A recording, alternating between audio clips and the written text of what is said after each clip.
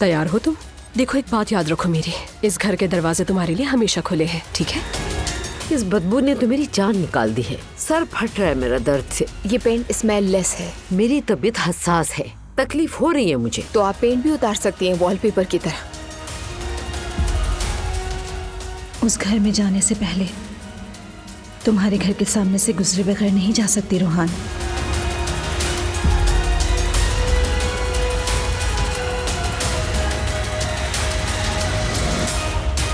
या अल्लाह मुझे हिम्मत दे। नूर बेटी, जल्दी आए, नूर वापस आ गई है। तेरा शुक्र है।